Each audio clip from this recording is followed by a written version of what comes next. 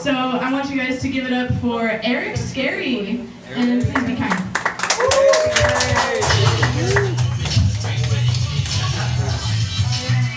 Hi. Hi. Thanks for the greeting, but there's actually a question mark after that hi. Yeah. Some of us. Well, I hope you are. That'll make me funnier. But anyway, some of you might recognize me from just the bars or just around town going out to eat. That's the thing about Tiffin. There's not really that much to do. Speaking, do you guys have any credit cards by chance? No. All right. Well, when you guys make it that far in life, there's a credit card, Savior card. All right. You get cash back on fast food, restaurants, and bars. All right. As soon as I got it, I emailed them.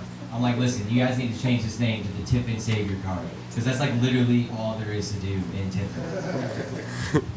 But if you guys don't recognize me from that, maybe it's from Taco Bell. I worked there for like 5 years. You know, like I met a lot of people through there. I used to just walk into random places around town and be like, oh my God, look, it's Eric from Taco Bell. You know, I'd be like kind of excited about it because everybody likes attention and shit like that. So, but like, what's that like really say about my life? That like I'm happy that you know me for like working at Chipotle's less attractive cousin restaurant, you know? So like, you ever think about that though? Like all the restaurants in town, like if they were like members of family, like who would be who? All right, I thought about it. So like, let's see if you guys agree with me. All right, McDonald's. All right, he would just be just the star child. He'd be the eldest brother. Doesn't matter what he's doing. He's just number one because he was born first. All right, Burger King. They would just spend their whole life trying to be McDonald's, but can never do it. They pour themselves out pretty much with their dollar chicken nuggets and their cheap ass barbecue sauce that doesn't even come with labels anymore because they're trying to save money, but like what else they can do about it? But yeah, they can never be number one just because they weren't born. Wendy's. You see, I think Wendy's would be the stepdaughter of the family. She doesn't get respected as much. She actually better quality, but like her father or the dad was a man whore for a second, you know, had her, and now she just rebels to get attention, even though her quality's better. She's like getting tattoos. I don't know if he follows Wendy's on Twitter, but she has quite the attitude, right? But she's still just the woman with no soul, so she's not getting the respect she deserves. All right. Arby's. That's like, I was trying to remember this set. I kept on forgetting about Arby's. And that just proved my point that Arby's would just be the cousin you forget about until you see it. Denny's, all right? Denny's would be your alcoholic uncle.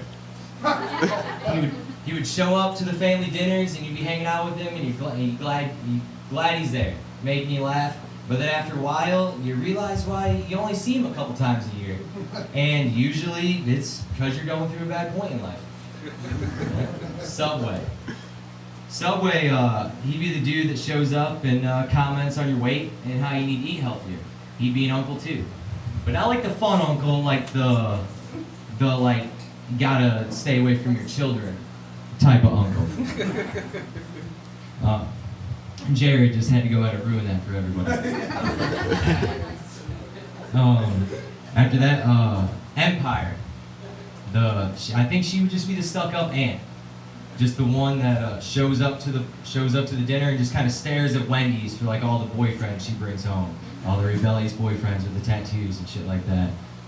Then TJ Willie's, that would just be your like great grandpa that you don't want to talk to because he's just an asshole and you're just waiting for him to die so you can get his inheritance.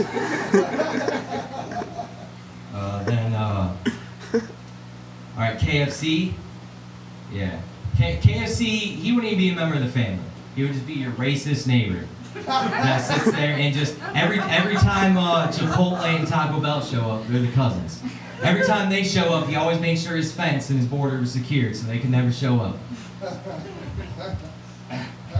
But really, no, working at Taco Bell, like it wasn't that bad. Like you meet a lot of people and stuff like that. Like working there with a person, I bet your guys' sauce drawer was not as stocked as mine. Say that. And like I said, you meet a lot of people, and like a lot of them were girls. Like this isn't an insult, but girls really do like Taco Bell. I had this girl one time. It was about closing time. She flashed me for a Crunchwrap. It's like $3.29. All right, but it's Taco Bell, so that's not a value. That's like a true story though. So, but you guys know that after that, like the crunch wasn't the only thing that got wrapped that night. But that part is made up. Like no one really uses condoms. And a benefit that you guys probably haven't actually thought of, but there was actually a point in time where you couldn't go into whatever bathroom you wanted to just because you said that you belong there. All right. But if you have a uniform on, you're allowed to go in the female bathroom. So, a girl comes in, you know, downtime, girl comes in that you're into, like just take her to the girl's bathroom. You know, somebody walks in, hey, yeah, I'm allowed to be here. You know, it's like obviously she's allowed to be there. There's only like real problem with it. Like I would, hang out in the bathroom, appreciate her coming, show her that I appreciate that. You know, I would go and hand out the food again. But the customers kept on asking me like, oh, did you guys get the shrimp tacos back?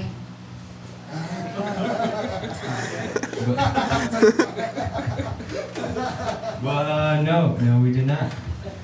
Also, I smoked a lot of weed working at Taco Bell. I'm actually kind of high right now. Sort of regretted doing the bong rip. I'm sorry that I didn't woo when you asked me about it. Yeah, fuckface. Yeah. I was pissed at you, dude. You stole my shit. But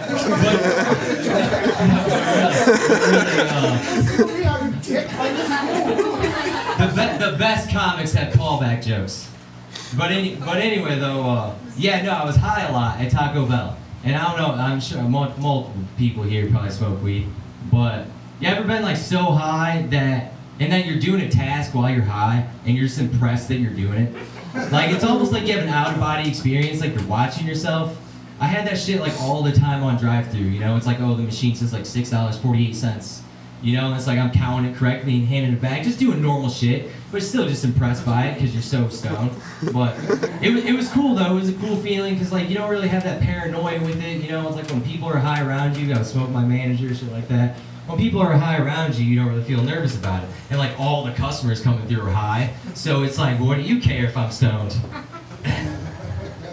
But oh, and also like I said, like it's a great way to meet girls and. You know, girlfriend back there. I'm like, all this is just for the jokes. Like, I've never even spoken to another girl in my entire life. But hypothetically, if I did, Taco Bell did make it extremely easy. It was simple things like, okay, you want a taco? Would you like that hard or soft? And then maybe they say hard, and it's like, okay, you like it hard. Anything else? Just like a simple thing like that. Or, oh, you want sauce? Like, oh, what do you need hot sauce for? You're already hot enough. You know, and it's like some of you girls are looking at me like that would never work. Some of you guys are looking at me like I would never have the balls to say that. But the thing about it is, it's never about what you say; it's about how you say it. You just gotta have some confidence while you say it. You know, it's like, do you think I got my girlfriend from my muscular physique? No. You know, I just talk to her confidently. And the thing is about when you're working there, all right, a lot of girls are different, but the thing they have in common is they all love food. Okay, so when you're working, you got their Taco Bell in your hands. All right, so you can just go ahead. It's like you have the power to feel confident because you know you have something they want. But realistically, though, in this day and age, with this political correctness and Me Too movement, you really do have to watch what you say. So you know, just think about that.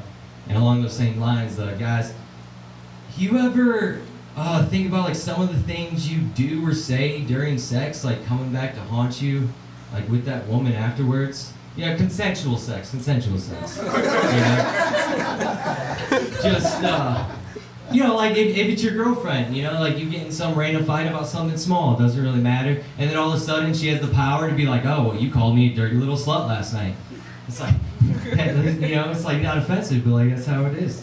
And, It honestly kind of really is simple for things to go from like, oh my God, this is the best sex ever, to like, oh, he raped me.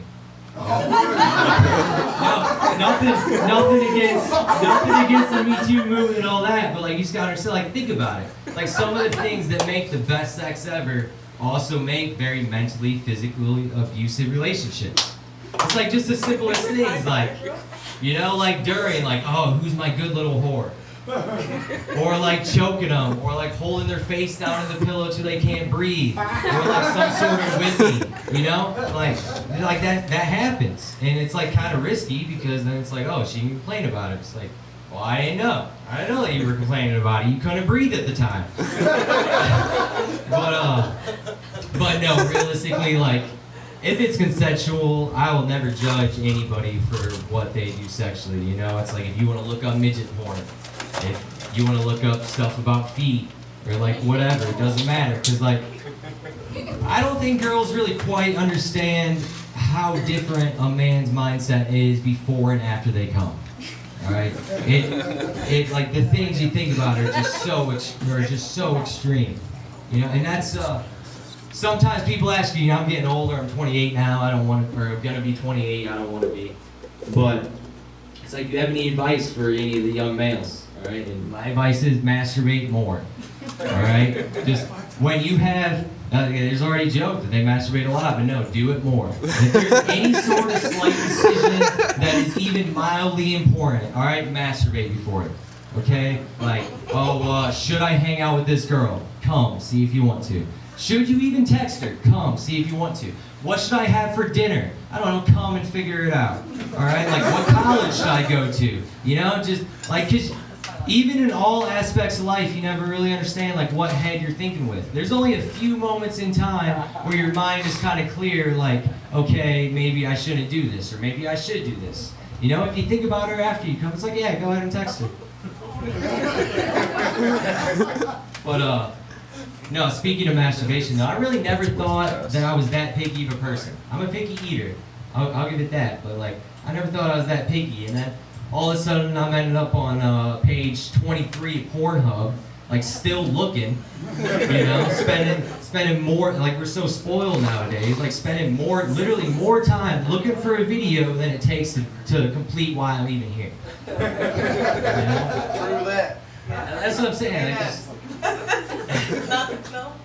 but no, kind of different topic, but on the same lines of, you know, like you can use some blindfolds. Bird Box here. Woo! Yeah, no, it's a movie. I'm sure some of you've seen it. I'm not gonna ruin it for nobody either, like he did. And thank you for not taking my jokes about it, even though you didn't know about it. But no, basically you just walk around with a blindfold and then you don't die. But, and then they're just looking for a safe sanctuary to go, take your kids or whatever. But I was thinking, like, where they really should have went is Asia. You know, I feel like they were probably just chilling pretty safely because they're just so used to doing everything with their eyes basically closed anyway. You know, it's like what's the real difference? Also, maybe you would enjoy the movie more if they went with it this way. But I was thinking they should make it like a superhero movie. Actually, but you'll never guess who I think the hero should be. Ready? Helen Keller. Because those bots, you know, really just can't see or hear them. All right, she's already on top. She can just run around saving everybody. Not really run around because she'll hit shit, but like she can just go and save everybody. And then, you know, they would just build statues for her, give her all this acclaim. Like, they wouldn't really build statues for her, they would just, like, tell her, like, she ain't gonna know the difference anyway.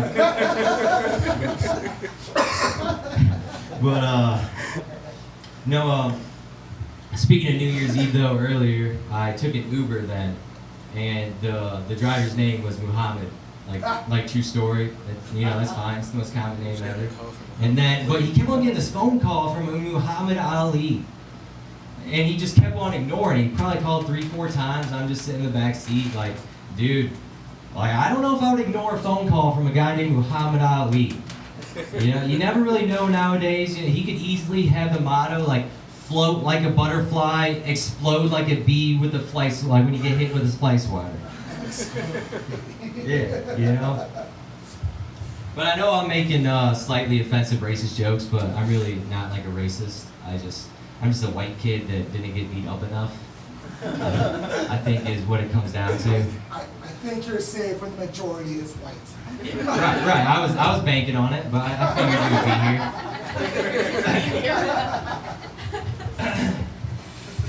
But yeah, like I said, I'm really not a racist. think I didn't get beat up enough. And like a lot of people say that being skinny is a negative, which I get, I get it. But at the same time, I feel like I would have got beat up a lot more if I was like any bigger. It's like she introduced me as Eric Scary, but it's the same way as those people called tiny. Like I'm not scary at all.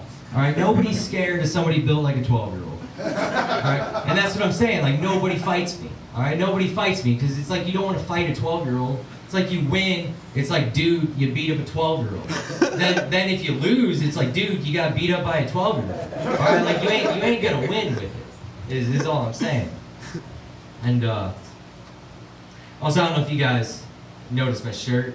It's very like LGBTQ supportive, and I didn't really wear it to support LGBTQ. No offense to them. I just wore it because I figured if you guys booed me at all or anything like that, I would use it as a safety net. And then just edit this video and make it just be a hate crime. And then just ruin all your guys' future careers. But you guys did a pretty good job, so I really appreciate it. And thank you. That's all I got. Yeah.